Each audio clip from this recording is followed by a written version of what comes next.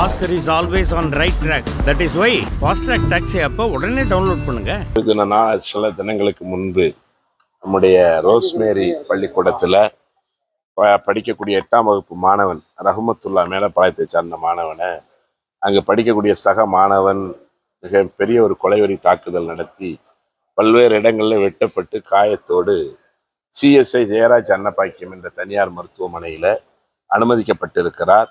அவருடைய காயத்திற்குரிய அந்த மருத்துவம் நடைபெற்று கொண்டு இருக்கிறது.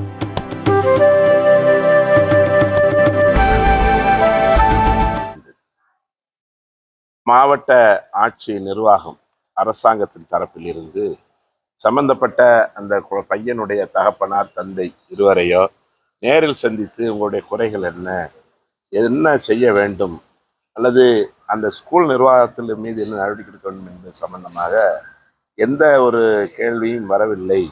எனவே இது சம்பந்தமாக அரசாங்கத்தின் கவனத்துக்கு கொண்டு போக வேண்டும் என்பதற்காக அந்த குடும்பத்தாரோடு இன்றைய தினம் மாவட்ட ஆட்சித்தலைவர் அவர்களை சந்தித்து இந்த வெட்டு சம்பவத்திற்கு பின்னணியாக இருக்கக்கூடிய அந்த பையனுடைய குடும்பத்தார்கள், அவருடைய தந்தை, இன்னும் ஒருவனை வெட்டிட்டான்னா அவன் காவல் நிலையத்தை போய் சரணடைனா ஈஸியாக போய் சரணடைய முடியாது, அதுக்கு பின்னணியாக இருப்பாங்க. அதனால காவல்துறையில் நாங்கள் அதை சொல்லியிருக்கிறோம். இதுவரைக்கும் அந்த குடும்பத்தார்களை அழைத்து காவல்துறை விசாரிக்கலை. எனவே இதற்கு பின்னணியாக இருக்கக்கூடிய அவர்களை அழைத்து விசாரிக்க வேண்டும் என்றதை மாவட்ட ஆட்சித்தலைவரிடத்தில் நானும் நம்முடைய அந்த பையனுடைய தந்தையும் புகாராக சொன்னோம்.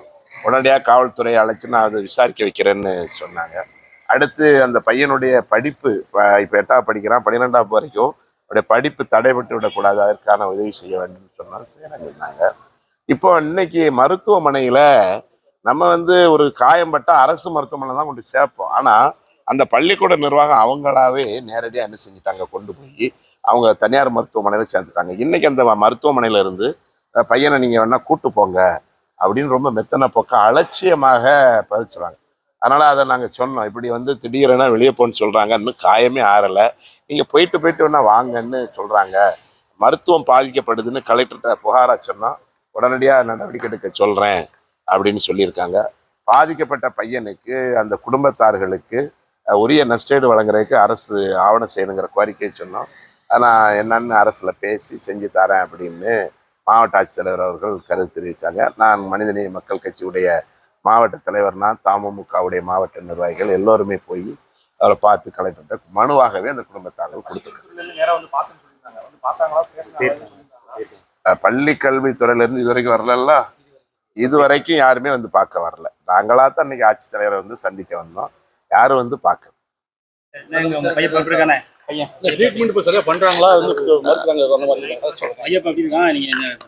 அதாவது நேற்று தான் சர்ஜரி முடிச்சாங்க சார். சர்ஜரி முடிச்சுட்டு ரூம்ல கொண்டு விட்டாங்க. உடனே அவங்க இன்னைக்கு டிஸ்சார்ஜ் பண்ணிக்கோங்க அப்படிங்கிறாங்க சார். சாதாரணமாக நம்ம ஒரு ஹாஸ்பிட்டலுக்கு ஒரு சர்ஜரி பண்ணால் 3 days இருக்க சொல்லுவாங்க, இல்லை 6 நாள் இருக்க சொல்லுவாங்க. நீங்கள் போயிட்டு வாங்க அப்படிங்கிற மாதிரி எங்களை அந்த பத்திரத்துலேயே அவங்க நோக்கமாக இருக்காங்க. அதனால தான் கலெக்டரை பார்த்து முதல்ல மருத்துவத்தை எங்களுக்கு ஸ்ட்ராங்காக எங்களுக்கு பண்ண சொல்லுங்கள். என் பையன் உயிருக்கு பையன் இப்போ லிக்விட் ஐட்டமாக கொடுக்க சொல்லியிருக்காங்க. தலை வலிக்குன்னு சொல்லிக்கிட்டே இருக்கான் சார். தலையில் வலிக்கு, கையில் அவனுக்கு ஆழமாக பதினால கை வலிக்குன்னு சொல்லிக்கிட்டே இருக்கான். அவனை அந்த சைக்காலஜி படி அவனை வெளியே கொண்டு வர முடியல, ரொம்ப பயப்படுதான். அந்த பெட்டில் அவன் படுத்துக்கிட்டே பயந்துக்கிட்டே இருக்கிறான். அவன் நைட்லாம் அழுதுகிட்டே இருக்கிறான் சார். நான் அவனை எப்படி வெளியே கொண்டு வரணும்னு எனக்குன்னு தெரியல சார். அவன் அதை பற்றி கேட்டாவே பயப்படுறான்.